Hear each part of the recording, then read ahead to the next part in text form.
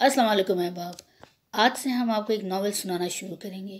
ایک مختصر سا ناول ہے، صرف 90 صفحات پر مشتمل ہے اور اس کا عنوان ہے موم کی گلیاں۔ اور یہ ناول لکھا ہے بانو قدسیہ صاحبہ نے، جو اردو ناول نگاری کا ایک بڑا نام ہے۔ اور یہ ناول 2004 میں سنگ میل پبلیکیشنز نے شائع کیا ہے۔ بانو قدسیہ صاحبہ نے اس کا انتساب اپنے شوہر یعنی اشفاق احمد صاحب کے نام کیا ہے۔ ناول کا عنوان ہے موم کی گلیاں۔ تقسیم سے پہلے ہمارا لمبا چوڑا خاندان تھا۔ ہم سب اکٹھے رہتے اور بڑی حویلی میں خوب رونق ہوتی تھی۔ بڑے میر صاحب یعنی میرے دادا گھر کے سردار تھے۔ حقہ کی نے ان کے منہ سے جیتے ہی علیحدہ نہ ہوئی۔ تمباکو نوشی کی اسی عادت کی بدولت ان کا نچلا ہونٹ مستقل طور پر لٹک گیا تھا۔ وہ کوئی کام نہ کرتے تھے، صرف اپنے بڑے ہوئے گھرانے کے افراد کا احتساب کیا کرتے۔ وہ کچھ کرنے جوگے نہ تھے، لیکن ان کا رعب و دبدبہ ہم سب کے دلوں پر کچھ اس طرح طاری تھا کہ ہم ایک دوسرے سے علیحدہ ہونے کی سوچ بھی نہ سکتے تھے۔ بڑے میر صاحب جدھر کا رخ کرتے، سارے افراد خانہ سینوں پر ہاتھ باندھ کر ان کے پیچھے ہو لیتے۔ چچا ابا، تایا جان اور ہمارا خاندان اکٹھا رہتا تھا۔ گھر کی مصروفیات کا یہ عالم ہوتا کہ سب جوان گھبرو صبح سویرے اپنے اپنے کاموں پر چلے جاتے اور گھر میں لڑکنے، پھسلنے اور رینگنے والے بچوں اور ان کو کھلانے والی عورتوں کے سوا کوئی نہ رہ جاتا۔ بڑے میر صاحب کو سست، کاہل اور دھرنا مار کر بیٹھنے والی عورتوں سے شدید نفرت تھی۔ ان کی زندگی میں ہمارے گھر کی ساری عورتیں ہر وقت اپنے اپنے کام میں مشغول رہتی اور وہ حقہ بجاتے ان کی نگرانی کیا کرتے۔ وہ خود کسی کام کو ہاتھ نہ لگاتے تھے۔ اپنے سارے بچوں کا کنبہ بنانا ہی ان کا پہلا اور آخری فرض تھا۔ ان کو کھلانے پلانے اور ان کی پرورش کی ذمہ داری ان پر عائد نہ ہوتی تھی، لیکن ان کے مرتے ہی گھر کا شیرازہ بکھرنے لگا۔ پھر فسادات نے رہی سہی سالمیت کی کمر توڑ دی۔ چچا ابا اور تایا جان کے گھرانے ہم سے علیحدہ ہو گئے اور ابا میاں ہمیں لے کر لاہور میں بس گئے۔ جب تک ہم سب بڑے ابا کی سرپرستی میں رہے، کسی کی اصلیت، کسی کا اصلی رنگ نہ کھلا، لیکن جو ہی ہمارا یونٹ علیحدہ ہوا اور نئی زندگی کے تقاضے ابھرے، ہماری شخصیتوں کے تہ دہ تر پردے کھلنے لگے۔ اپنے گاؤں میں خرم بھائی شہزادوں کی سی زندگی بسر کرتے تھے۔ وہ اصل معنوں میں بڑے ابا یعنی بڑے میر صاحب کے نائب تھے۔ بڑے ابا ہر وقت حقے کی نئے منہ سے لگائے رکھتے تو خرم بھائی ہر لمحہ سگریٹیں چوستے رہتے۔ ان کی انگلیوں پر مہندی رنگے نشان تھے، نچلا ہونٹ لٹک گیا تھا اور اس کی بدولت وہ ہم سب سے علیحدہ اور سب سے خوبصورت نظر آتے۔ لاہور پہنچتے ہی ابا میاں نے چاہا کہ خرم بھائی کسی جگہ ملازم ہو جائیں، لیکن خرم بھائی ملازمت نہ کر سکے۔ یہ ان کی نیت کا فتور نہ تھا، بلکہ ان کی تربیت ہی کچھ ایسی ہوئی تھی کہ وہ تخیل کی دنیا میں رہنا پسند کرتے تھے۔ انہیں کتابوں سے عشق تھا، اندھیرے سے محبت تھی۔ وہ فطرت کی ایسی ادا کردہ نعمت تھے جس کا مصرف ہم اچھی طرح سمجھ نہ پائے تھے۔ خاص طور پر ابا میاں ان کے وجود سے بہت گھبرانے لگے تھے۔ وہ جب بھی بیٹھتے اپنی محنت اور ہم دونوں بھائیوں کی سست الوجودی کا رونا روتے۔ میں بی ایس سی ایگریکلچر کر کے ان دنوں عیش منا رہا تھا۔ ابا میاں کو اس عیش پرستی پر اعتراض تو بہت تھا، لیکن ان کے پیش نظر ایک بڑی اسکیم تھی کہ وہ ہم دونوں بھائیوں کی کاہلی پر زیادہ توجہ نہ دے سکے تھے۔ چنانچہ اسی اسکیم کے ماتحت وہ ہمیں مری لے گئے۔ آزاد کشمیر میں کوئی شخص بڑے سستے داموں سرکار سے خریدے ہوئے جنگلات کا سودا چکا رہا تھا اور ابا میاں کو ان جنگلات کو خریدنا تھا۔ اس بزنس میں ان کے نزدیک بڑا پیسہ تھا اور جلد ہی لاکھوں روپے حاصل کرنے کی امید تھی۔ لیکن ابا میاں ایسے باپ تھے جو ہر چیز کا احسان اپنے بچوں کے کندھوں پر رکھتے تھے۔ بس آہستہ آہستہ روانہ تھی۔ خرم بھائی کھڑکی کی طرف منہ لگائے گرد و پیش کا جائزہ لے رہے تھے۔ میں ساتھ والی سیٹ پر بیٹھا شعروں کی عادات پر ایک مضمون پڑھ رہا تھا۔ اماں سویٹر بن رہی تھیں اور اتنے سارے مسافروں کے باوجود ابا میاں کا لیکچر جاری تھا۔ وہ اماں سے کہہ رہے تھے، پھر یہ نوابزادے کہیں گے کہ باپ نے ان کے لیے کچھ نہیں کیا۔ کون سا شخص ایسا ہے جو بہار کے دنوں میں اپنے بچوں کو پہاڑوں پر لے جاتا ہے؟ کون سا ایسا شاہ دل ہے جو اس بے دردی سے اولاد پر پیسہ بہاتا ہے؟ ان کو کیا، اس گھر میں تو بس ایک ہی آدمی کو لہو پسینہ ایک کرنا ہے، ایک ہی کو کوہلو کے بیل کی طرح زندگی گزارنا ہے۔ اماں نے کوہنی کا ٹوکا دے کر آہستہ سے کہا، لوگ سن رہے ہیں، آہستہ بولیے۔ میں کسی سے ڈرتا ہوں کیا؟ محنتی آدمی ہوں، اپنے بل بوتے پر جیتا ہوں، میں کیوں کسی کی پرواہ کروں؟ اب اماں نے ذرا کڑی نظر ابا پر ڈالی اور بولی، میں کب کہتی ہوں کہ آپ کسی کی پرواہ کریں، لیکن یہاں لوگوں میں بیٹھ کر تو اولاد پر احسان نہ جتائیے۔ کیوں نہ؟ کیا یہ سچ نہیں کہ میں نے تبدیلی آب و ہوا کے لیے مری لے چلا ہوں؟ اماں نے بڑے طنز سے کہا، ہم تو شاید جنگلات کا سودا کرنے چلے ہیں۔ اب ابا میاں بھڑک اٹھے اور بولے، اور جنگلات کا سودا کس کے لیے ہے؟ کیا میں جنگل سر پر اٹھا کر لے جاؤں گا؟ کیا اپنی قبر پر گاڑوں گا یہ درخت؟ انہیں کے لیے در در کی خاک چھانتا ہوں اور تم ہمیشہ ان کی طرفداری کرتی ہوں۔ اپنے خرم کو لو، کیا شہزادوں کسی پرورش کی ہے اس کی؟ کسی کام کا چھوڑا ہی نہیں بیچارے کو۔ خرم بھائی نے کھڑکی سے جھانکنا بند کر دیا، راستہ سے بولے، ابا جان میں سمجھتا ہوں سب کچھ بن جانے میں اللہ ہوتا ہے اور ہر انسان بالآخر اپنے انجام کو پہنچ جاتا ہے۔ کارخانہ قدرت میں کوئی چیز بیکار نہیں، ہر انسان کا اپنا رنگ ہے اور اسے اپنے حصے کا کام کرنا ہے۔ یہ اور بات ہے کہ اوروں کو کئی لوگ بیکار نظر آتے ہیں، جس طرح میرا وجود آپ کے لیے بیکاری کی ایک علامت ہے، اسی طرح ضروری نہیں کہ آپ کا کام میری نظروں میں بھی اہم ہو۔ باوجود یہ کہ ابا میاں خرم بھائی کو اپنی چھاتی کی سل سمجھتے تھے، لیکن ان کے فلسفے کے سامنے ان کی دال نہ گلتی تھی، اس لیے وہ خاموش رہنے میں ہی عافیت سمجھتے۔ خرم بھائی بیکار رہنے کے باوجود ہمارے گھر کی سالمیت کو ویسے ہی برقرار رکھتے تھے جیسے کبھی بڑے میر صاحب کے وجود سے ہمارا گھر ایک دھاگے میں منسلک تھا۔ ہماری یونٹ میں در پردہ جو وحدانیت، محبت اور یک رنگی تھی وہ خرم بھائی کی بدولت تھی، اسی لیے جب کبھی وہ اپنے فلسفوں کی بار مارتے تو ابا میاں خاموش ہو جاتے۔ وہ اس قوت کو خوب سمجھتے تھے جو تخیل پرستوں کی باتوں میں ہوتی ہے۔ شروع بہار کے دن تھے، سردیوں کی خنکی اور ٹھنڈ اب بھی صبح و شام رینگتی ہوئی کمروں میں آ جاتی، آتش دان روشن کرنا پڑتا اور گرم کپڑوں کا سہارا لیا جاتا۔ پہاڑوں میں بہار کچھ اور ہی رنگ لاتی ہے، فضا میں ننا ننا بور، نامعلوم سی خوشبوئیں اور ہریالی کی بو باس اڑتی رہتی ہے۔ بہار پہاڑوں پر بھرپور زندگی کا پیام لے کر آتی ہے، برف کی سلیں پگھلتی ہیں، چشمے پھوٹتے ہیں، سردیوں کے سوئے ہوئے جانور اپنی طویل نیند سے جاگتے ہیں اور خوابیدہ وادیاں جاگ اٹھتی ہیں۔ مجھے پہاڑوں کی بہار سے اس لیے بھی محبت ہے کہ یہاں انسانوں سے زیادہ جانوروں پر بہار آتی ہے اور زندگی کی گہما گہمی میں اضافہ ہو جاتا ہے۔ مجھے ہمیشہ سے جانوروں سے عشق رہا ہے۔ جب بڑی حویلی میں رہتا تھا تو پہلے میں نے گلہری پالی، لیکن جب تائی جان کا ریشمی تکیہ گلہری بیگم نے کاٹ کر جھیر جھیر کر دیا تو مجھے گلہری سے ہاتھ دھونے پڑے۔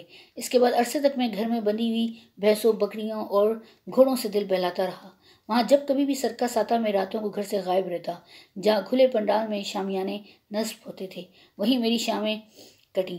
اسکول میں پڑھائی کے وقت میرا دماغ غیر حاضر رہتا، کبھی رنگ میں دوڑنے والے گھوڑے نظر کے سامنے آ کر جم جاتے، کبھی آگ کے ہالے میں کودنے والا کتا یاد آنے لگتا، اور لاکھ کوشش کے باوجود میری توجہ کتابوں پر نہ جمتی۔ مجھے سرکس کے جانوروں کے کرتبوں سے پیار نہ تھا، میں حیران ضرور ہوتا تھا اور جی میں سدانے والوں کی تعریف بھی کرتا تھا، لیکن دراصل مجھے جانوروں کی جبلتیں اور عادتیں کشا کشا وہاں لے جاتی تھیں۔ ہاتھی پانی کیوں کر پیتا ہے؟ شیر ہڈی چبا کر کیا چچوڑی ہوئی ہڈی کے ریزے پھینک دیتا ہے یا انہیں نگل جاتا ہے؟ گھوڑوں کو جس وقت کھریرا کرتے ہیں تو ان کی کنوتیاں کیوں پھڑکتی ہیں؟ کوتل گھوڑے اور ابلک گھوڑے کے اتوار مختلف کیوں ہوتے ہیں؟ ایسے ہی ننے ننے سوال مجھے بری طرح ستاتے اور میں شام کو گھر سے کھسک جاتا۔ جب رات کافی بھیگ گئی اور مجھے کوٹھے پر سرکس کے بیڈ نے سونے نہ دیا تو میں کوٹھے سے دبے پاؤں نیچے اترا اور سیدھا پنڈال کی طرف بڑھا۔ چونکہ ٹکٹ خریدنے کے لیے ایک دمڑی بھی پاس نہ تھی، اس لیے میں نے پنڈال کا چکر لگایا اور پچھواڑے پہنچ کر ایک جگہ سے پنڈال کا شامیانہ کھول کر اندر جھانکنے لگا۔ سامنے کرسیاں، لوگوں کی ٹانگیں اور اوپر جلنے والے گیس لیمپ نظر آتے تھے۔ بڑی مشکل سے سرکس کی ایک بھاگنی نظر آئی، وہ کرسی پر بیٹھی دھاڑ رہی تھی، رنگ ماسٹر کی چابک پھڑکتی، لوگ اس کی عظمت اور بہادری پر رشک کرتے اور مجھے یہ تجسس کھایا جاتا کہ شیرنی کے منہ میں دانت کتنے ہوتے ہیں، اس کے جبڑے کی ساخت کیسی ہے کہ بیل اور 12 سنگے جیسے جانوروں کے سر منہ میں دبا کر بھاگ نکلتی ہے۔ ابھی میری سوچ کو سلجھنے میں بہت سی مشکلات کا سامنا کرنا پڑ رہا تھا کہ کسی نے مجھے کمر سے پکڑ کر کھینچا۔ میں نے مڑ کر دیکھا تو خرم بھائی کھڑے تھے، انہوں نے میرا کان اینٹ کر کہا، خوب کھاتے پیتے گھرانے کے لڑکے یوں ہی کرتے ہوں گے، چل گھٹ تیری مرمت کرتا ہوں۔ مجھے مار سے ڈر نہ آتا تھا، لیکن 10ویں جماعت میں ہونے کی وجہ سے عزت نفس پر معمولی سی چوٹ بھی برداشت نہیں ہوتی تھی۔ میں بھی بھٹک گیا اور کان چھڑا کر بولا، آپ کا مطلب؟ آپ اپنا کام کیجیے، اپنی کتابیں پڑھیے، میرے پیچھے کیوں پڑ گئے ہیں؟ خرم بھائی بڑے بے ضرر آدمی تھے، جھٹ گونگی کی طرح اپنے خول کے اندر گھس جاتے۔ مجھے یوں بدکتا دیکھ کر انہوں نے منہ پھیر لیا اور راستہ سے بولے، اگر تمہیں سرکس ہی دیکھنا تھا تو مجھے کہتے، میں تمہیں پیسے دے دیتا۔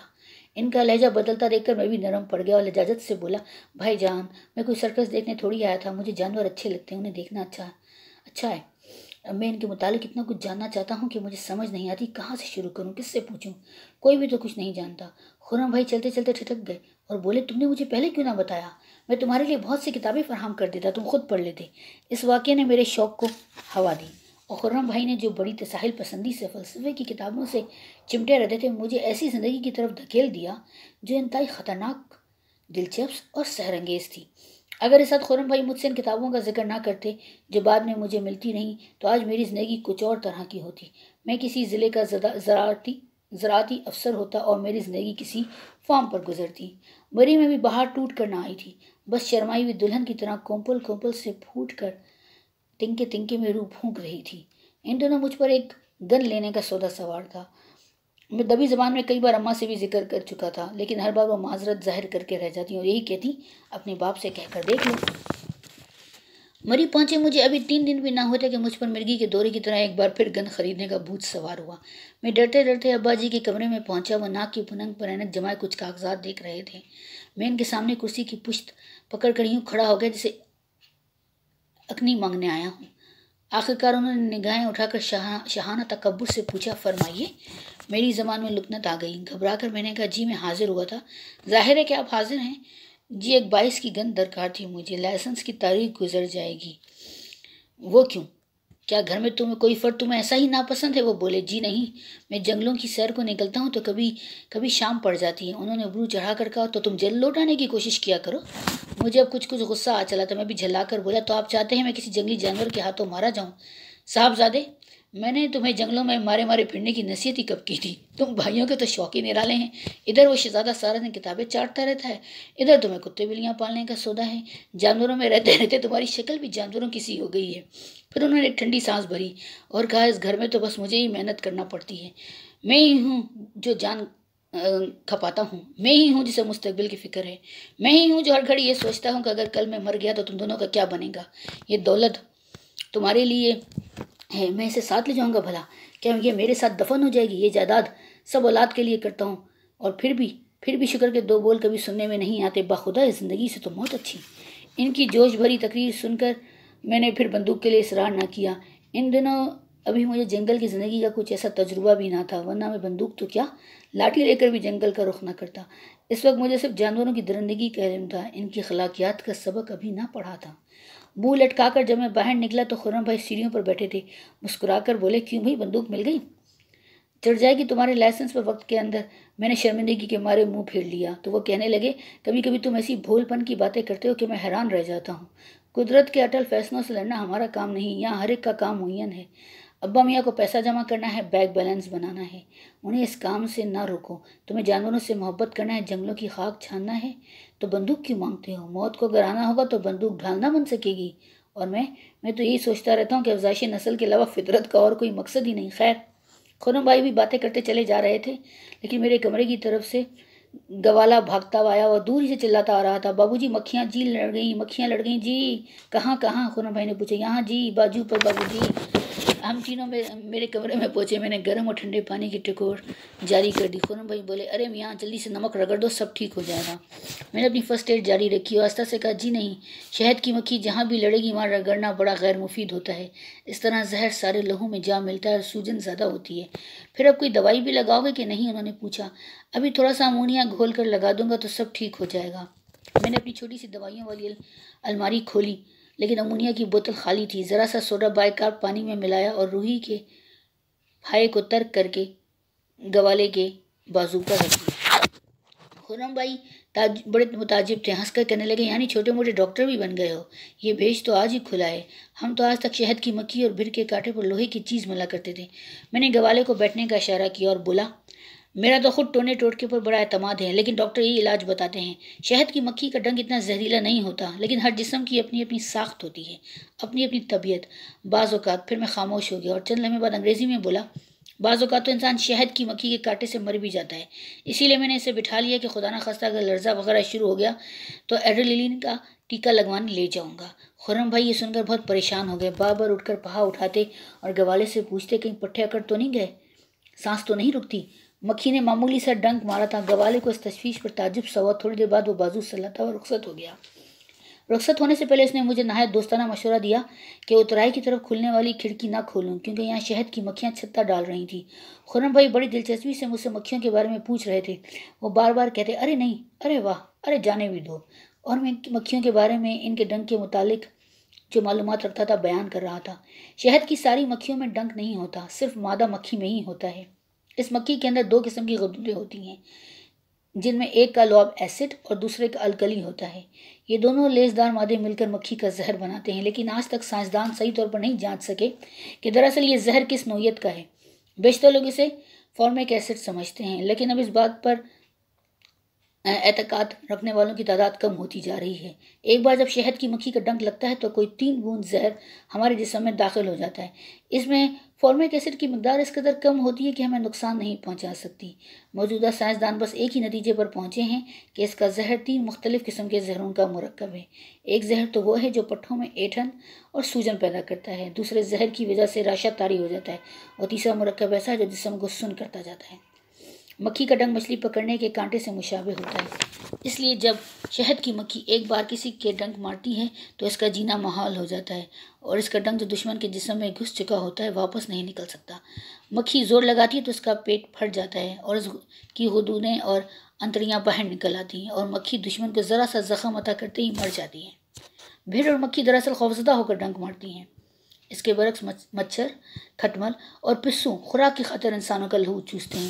جو ہی شہد کی مکھی ڈنک مارے، کوشش یہ ہونی چاہیے کہ کسی طرح اس کا ڈنک گوشت میں سے نکال دیا جائے، کیونکہ ہمارے پٹھوں کا سکڑنا اور پھیلنا بعض اوقات اس ڈنک کو بہت اندر تک دھکیل کر لے جاتا ہے، اور اسی سے خطرناک نتائج پیدا ہو سکتے ہیں۔ لیکن مقام معاف کو رگڑ کر یا مسل کر ڈنک نکالنا مفید نہیں، کیونکہ اس طرح وہ پٹھوں میں گھل مل جاتا ہے۔ میں نے خرم بھائی کو مکھیوں کے متعلق اپنی معلومات سے مروب کرنا چاہا۔ کچھ دیر تک وہ بیٹھے سنتے رہے، پھر بند کھڑکی کے شیشوں میں سے باہر جھانکنے لگے۔ میں بھی ساتھ جا کھڑا ہوا۔ اخروٹ کے درخت کی ایک لمبی ڈالی پر شہد کی مکھیاں اپنا گھروندا تعمیر کر رہی تھیں۔ ایک گرما گرمی تھی، محفل سما تھی کہ حال و کال کی سرحدوں سے نکل گئی تھی۔ وہ جوش و خروش تھا جیسے بہار کا وقفہ محض انہی کے لیے ہو۔ خرم بھائی پر فلسفے کا دورہ پڑ گیا۔ وہ بولے، پھر تم کہو گے فطرت کچھ اور بھی چاہتی ہے؟ بھلا افزائش نسل کے علاوہ اور کیا مقصد ہے فطرت کا؟ یہ مکھیوں کی ساری جدوجہد بھلا کس لیے ہے؟ یہ اس قدر بے چین کیوں ہیں؟ یہ اس قدر محنتی کیوں ہیں؟ مکھیوں کے ڈنک پر لیکچر دینے والے، کبھی تم نے یہ بھی سوچا ہے؟ صبح میری آنکھ سورج کی پہلی کرن کے ساتھ کھلی فضا میں کھلی۔ خیر و برکت اور سکون اور راحت کا ایسا شیر گرم پیام تھا کہ میں اترائی میں کھلنے والی کھڑکی کھول کر کھڑا ہو گیا۔ پہاڑوں کی کوٹھیاں بڑے دل فریب انداز میں تعمیر کی جاتی ہیں۔ ذرا سی ہموار سطح پائی اور عمارت بنا ڈالی۔ ارد گرد چڑھتی گرتی پگڈنڈیاں ہوں، اترتی کھائیاں ہوں، کوئی پرواہ نہیں، بس عمارت یوں لگتی ہے جیسے ہوا میں معلق ہو۔ ہماری کرائے کی کوٹھی بھی ایسی ہی تھی، سوائے سامنے والی ایک کوٹھی کے۔ یہاں سے اور کچھ نظر نہ آتا تھا۔ یہاں دائیں طرف کے آخری کمرے میں رہتا تھا، اور میری کھڑکی کے نیچے ڈھلوان دور تک جا پہنچی تھی۔ اسی گہرائی میں ایک بڑا سا اخروٹ کا درخت شاخیں پھیلائے کھڑا تھا۔ جب ہوا چلتی تو اس کی کچھ شاخیں میری کھڑکیوں کو چھونے لگتی۔ صبح کی ہلکی دھوپ اخروٹ کے پتوں میں رینگ رہی تھی۔ اچانک میری نظر کے سامنے شہد کے چھتے پر پڑی۔ اگر مجھے شہد کی مکھیوں کا کچھ تجربہ نہ ہوتا تو شاید میں پٹاخ سے کھڑکیاں بند کر لیتا، اور اگر خرم بھائی ہوتے تو کمرہ چھوڑ کر بھاگ جاتے۔ لیکن آج میرے سامنے قدرت کی ایک مخلوق تھی جو صبح و شام محنت کرتی ہے، جو ایسی منظم زندگی بسر کرتی ہے جہاں سوشلسٹ، کمیونسٹ یا جمہوریت پسندی کا سوال ہی پیدا نہیں ہوتا۔ یہاں کی ڈکٹیٹر ملکہ متعلق انان شہزادی قدم قدم پر فرمان جاری کرتی ہے، لمحہ بلمحہ چھتے کی زندگی سنوارتی ہے، لیکن بڑے علم کے ساتھ، نہایت انکساری کے ساتھ۔ مجھے مکھیوں کی ملکہ کا سوچ کر اپنے خرم بھائی یاد آ گئے۔ شاید ملکہ کی طرح ان کا وجود بھی فطرت نے اسی لیے بنایا تھا کہ محبت کی باتیں ہوں، گھر کی سالمیت برقرار رہے اور میر صاحبوں کا خاندان آگے بڑھے۔ لیکن ابھی تک خود خرم بھائی اپنی منزل کو پہچان نہ سکے تھے۔ اخروٹ کی پتیوں میں ہولے ہولے بنبناتی قریباً 60,000 کی آبادی محو گردش تھی۔ کوئی سپاہی اس ٹریفک کے لیے مقرر نہ تھا، کسی قسم کے سائن بورڈ، اسپیڈ کی حد یا قرب و جوار کے باقی چھتوں کے حوالے موجود نہ تھے۔ پھر بھی یہ جانیں اپنے اپنے کام میں بلا کی سرگرمی دکھا رہی تھیں۔ سورج کی کرنیں تیکھی ہو چکی تھیں اور اب چھتا قدرے سیاہی مائل نظر آ رہا تھا، اور اس پر گھومتی پھرتی مکھیوں کے پر چمکنے لگے تھے۔ لاہور کے لارنس گارڈن میں میرے دوست نے مجھے ایک اور معجزہ دکھایا تھا۔ بارش ہو چکی تھی، بر اور بہیرے کے درختوں سے بوند بوند پانی ٹپک رہا تھا۔ میرا دوست جو لارنس میں شہد کی مکھیاں پالتا ہے مجھے ایک چھتے کے پاس لے گیا۔ پہلے تو میں گھبرایا، بہت کچھ ان زہریلی مکھیوں کے متعلق سن چکا تھا، آگے بڑھنے کی ہمت نہ پڑی۔ لیکن جب اس نے بتایا مکھیاں شریف النفس ہوتی ہیں، انہیں اپنے کام سے کام ہوتا ہے، کسی کے پھٹے میں ٹانگ اڑانا ان کا شیوا نہیں، تو میں بھی آگے بڑھا۔ دھلی دھلائی فضا میں لٹکا ہوا مکھیوں کا چھتا عجب رنگوں سے چمک رہا تھا۔ ننھی ننھی کتنی ساری دھنکیں اندر جھولے ڈالے ہوئی تھیں۔ تعجب سے میرا منہ کھل گیا۔ और मैंने पूछा, क्यों यार, ये कौसे कज़ा के रंग यहाँ कैसे पैदा हुए? थोड़ी देर वो मुस्कुराता रहा, फिर बोला, बस ज़रा सी बात पर आंखें खुल गईं। मियाँ, यहाँ अजायबात की एक दुनिया आबाद है। बारिश होती है, सूरज निकलता है, अब कहीं एक आध बूंद ऐसी अटक गई है जिस पर सूरज की शुआएं मुनक्किस होकर धनक बना रही हैं, और इन्हीं 7 रंगों की वजह। मैं हंस दिया और कहने लगा, हुजूर, बीएससी में हूँ, कैसा भी अनपढ़ क्यों ना हूँ, स्पेक्ट्रम के मुतालिक ज़रूर जानता हूँ। वो तंज से मुस्कुराया और कहने लगा, यही तो मुश्किल है कि पढ़ा लिखा आदमी नरगिसियत का मरीज़ होता है, ना कभी कुछ सीखता है ना कभी कुछ सीखने की कोशिश करता है। बस तुमने शहद खा लिया तो समझ गए कि बस छत्ते का भेद भी पा लिया। अगर कुछ इंसान बनना चाहो तो आज मैं तुम्हें इनका वो शहर दिखाऊं जो किसी आईना सास का बनाया हुआ लगता है। हल्बी शीशे, आरास्ता सड़कें, बड़ी बड़ी शहदागी गोदाम, हरम सराय, मेहमान खाने, महलात, गलियाँ, कूचे सब यहाँ मौजूद हैं। और इमारत यूँ ढली है कि हम तुम अगर बनाना भी चाहें तो बना ना सकें। इंसान अनानियत का मारा हुआ है, किसी के तजुर्बे से नहीं सीखता। मक्खियाँ ऐसी बेवकूफ़ नहीं हैं, इनका छत्ता दूसरे छत्ते से छोटा हो तो हो, मुख्तलिफ कभी नहीं होता। ये जिन्स तजुर्बाती दौर में से गुजर चुकी है। आराम, आसाइश और जमालियात की इन सरहदों को उन्होंने छू लिया है कि अब मज़ीद तरक्की की गुंजाइश बाकी नहीं रही। मैं छतों में वाकई दिलचस्पी लेना चाहता था, लेकिन इसकी तकरीर सुनकर बोला, एक तो मुश्किल यह है तुम बातूनी बहुत हो। वो हंसा और कहने लगा, जो लज्जत सही शेखी बगाड़ने में होती है वो थोती बातों में नहीं होती। सिरे से कभी तेंदुआ देखा ही नहीं और 1.5 घंटे मुझे लेक्चर पिलाता रहा। अब 2 बातें काम की मैंने बता दी तो किसी अनपढ़ औरत की तरह मुंह थुथाकर बैठ गया है। चल तुझे खाली छत्ता दिखाऊं, बीएससी वाले, कभी याद करेगा कोई गुरु मिला था। उसने मुझे खाली छत्ता दिखाया जिसमें मक्खियाँ उड़ चुकी थीं। इस बेआबाद शहर की सड़कों में बेलचे की शक्ल की लंबी चमकदार पीली गोंद जा बजा लटकी हुई थी। इन्हीं भुट्टों के दोनों तरफ मतवादर मक्खियाँ काम करती हैं। एक भुट्टे से दूसरे भुट्टे तक बामुश्किल तमाम इंच के 8वें हिस्से बराबर फासला होता है, लेकिन सारे भुट्टों में यह फासला हमेशा बराबर और मुतवाज़ी होता है। ये दास्तान ज़रा तोलानी है। खुद मेरी समझ में ना आता था कि मुर्गी पहले पैदा हुई कि अंडा। ऐन मक्खियों के छत्ते का हाल है। छत्ता पहले बनता है कि मलका मक्खी पहले जन्म लेती है। ये सिलसिला दरअसल यूँ शुरू होता है कि मलका अपने कारकुनों को लेकर किसी ऐसी जगह की तलाश में चल खड़ी होती है जहाँ पहुंचकर वो अपना घर तामीर करना चाहती हो। किसी दरख्त की खो या शाख का इंतखाब करने के बाद मलका तो हाथ पर हाथ धरकर बैठ रहती है कि कब जच्चा खाना तैयार हो तो अंडे दे। इधर कारकुन मक्खियाँ हर जगह उड़ती फिरती हैं और फूलों का पोलन जमा करती हैं। आज तक साइंसदान समझ नहीं पाए कि किस तरह ये ज़रगुल मोम में तब्दील होता है और यही मोम किस तरह शहद का रूप इख्तियार कर लेता है। तमाम मक्खियाँ अपने अपने हिस्से का ज़रगुल समेट कर मलका के इर्द गिर्द आ बैठती हैं और 18 से 24 घंटे तक इसी जगह बैठी रहती हैं। फिर हर मक्खी के पेट पर से छोटे छोटे झिल्ली नुमा परत उतरने लगते हैं।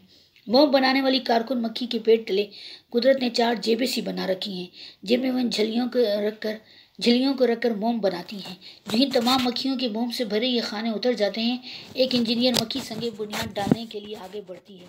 बाकी कारकुनों को फर्श राह करती, दाएं बाएं देखे बगैर वो जगह का इंतखाब करती है। राह में इस कदर मक्खियाँ होती हैं कि राह मिलना मुश्किल होता है, लेकिन वो किसी की परवाह नहीं करती।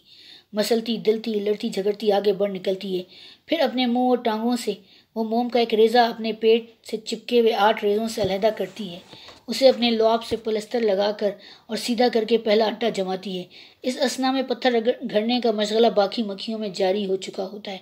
पहली मक्खी जो ही संगे बुनियाद रखकर पलटती है, एक और मक्खी आगे बढ़ती है और अपना कीमती रेज़ा नहायत सलीके से जमा आती है। अगर इसे पहली मक्खी के काम में कुछ नुक्स नज़र आता है तो वो तकल्लुफ़ बग़ैर जताए इसे दुरुस्त कर देती है। हौले हौले मोम का एक तोदा यहाँ जमा हो जाता है। दरअसल इमारत का नक्शा बनने की आस बनती है। अब मेमारों की बारी आती है। ये मेमार मक्खियाँ खुद तो मोम नहीं बना सकती, हुजरे तामीर करना इन्हीं का काम है। इस मोम के तोदे में वो खुदाई करती हैं, वाफर मोम को किनारों पर उठाकर अपना रास्ता लेती हैं और आगे बढ़ती जाती हैं। ये हुजरे तामीर कर लेने के बाद ज़बान की शक्ल का एक और मोमी तोदा बनता है और फिर इन पर शश पहलू कमरे बनने, इन कमरों की कतारें एक दूसरे से कुछ मुय्यन फासले पर होती हैं और जब छत्ते की तमाम इमारत बन जाती है तो यही फासले रास्ते बन जाते हैं जिनमें मक्खियाँ आती जाती हैं। अमूमन ये उम्मी गुजरगाहें इतनी खुली होती हैं कि 2 मक्खियाँ पहलू ब पहलू गुजर सकती हैं। कभी कभार ये कारकुन मक्खियाँ अपने मेहमारों की तरह गलतियाँ भी कर बैठती हैं और मोमी छत्ते जिनकी दीवारों में हुजरे होते हैं टेढ़े हो जाते हैं और कभी कभार गलियों का रास्ता भी तंग रह जाता है, जिसकी वजह से रनवे ट्रैफिक के उसूलों पर चलना पड़ता है। लेकिन मुंतज़िम मक्खियाँ ये ट्रैफिक कंट्रोल करती रहती हैं। छत्ते की इमारत बड़ी खूबी से बनाई जाती है और इसमें 4 किस्म की कोठरियाँ होती हैं। शाही हुजरे जिनमें शहजादियाँ परवरिश पाती हैं, फिर वो बड़े कमरे जिनमें नर मक्खियों का ठिकाना होता है और जिनमें शहद जमा किया जाता है।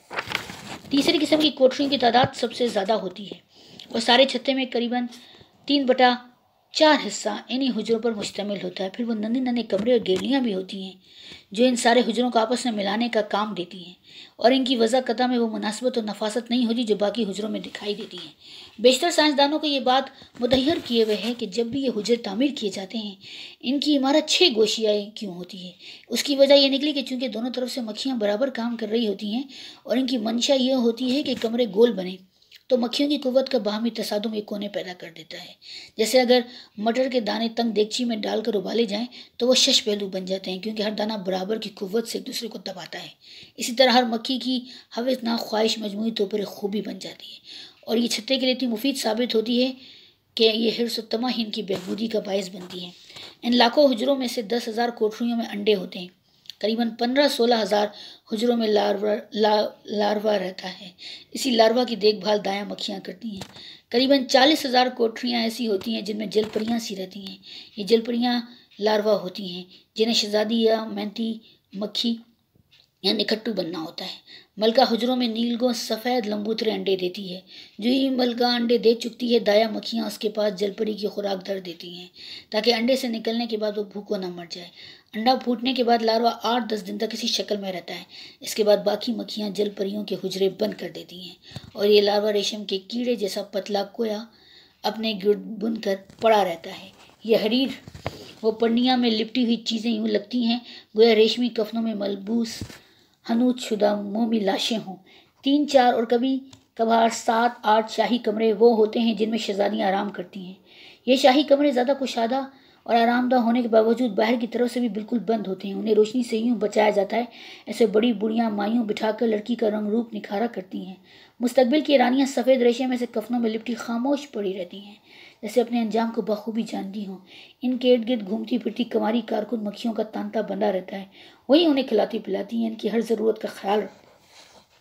और ये शहजादियाँ इतनी इस तनसानी के बावजूद सोचती होंगी कि मालिक होकर महकूम होना, शहजादी बनकर लोनियों की ज़िंदगी गुजारना, मोहब्बत के लिए पैदा होने के बावजूद इस कैफियत से गुरेजा रहना कितना मुश्किल है, कितना खटन है। मक्खियों का छत्ता खिड़की के सामने लटका हुआ था, एक मेला सा लगा था। ये मक्खियाँ बाहर की खुशबुएं और रूह उड़ा कर ला रही थी। शहर बन रहा था। इतने छोटे से शहर में इतनी ढेरों मक्खियाँ आबादी के अंदर अंधेरा था और बाहर की सतह स्याह नजर आती थी। मुझे मक्खियों पर ताज्जुब आ रहा था। हम लोग इनके सामने कितने खुदगर्ज और काहिल थे। हमारे अपने अपने बैंक बैलेंस हैं और अपनी अपनी कोठरियाँ हैं। हम किसी के साथ मिलकर नहीं रह सकते क्योंकि हमारे दिल का चोर बैतुल माल पर ईमान नहीं रखता। ये तो खैर बहुत मुश्किल काम है, हमें तो शहर बसाना भी नहीं आता। कोठियाँ हैं कि एक से दूसरी नहीं मिलती, मकान है कि इनकी साख्त अजीब से अजीब नमूना पेश करती है।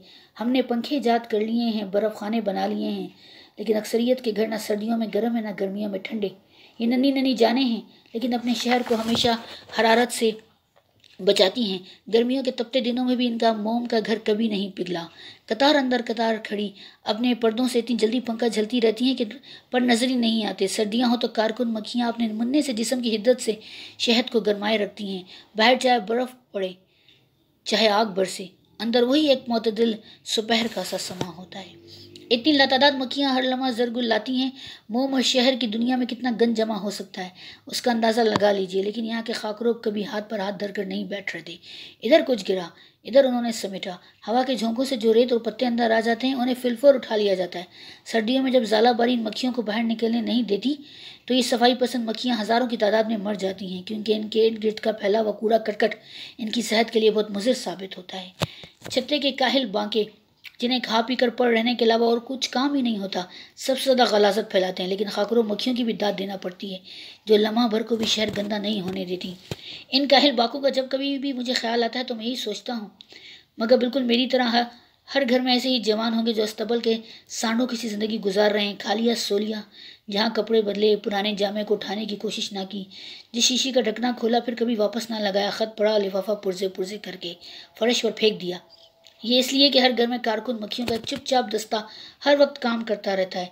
हमारे यहाँ भी अम्मा और अजरा ऐसी ही कारकुन मक्खियाँ हैं जिनकी सारी उम्र काम करते ही निकल जाएगी और उन्हें एहसास तक ना होगा कि उम्र ने नहीं, मेहनत ने इनके बाल सफ़ेद कर दिए हैं। मेहनत ने इनकी कमर में झुकाव पैदा कर दिया है और मेहनत ही ने इनकी ज़िंदगी की मुद्दत बरकरार रखी है।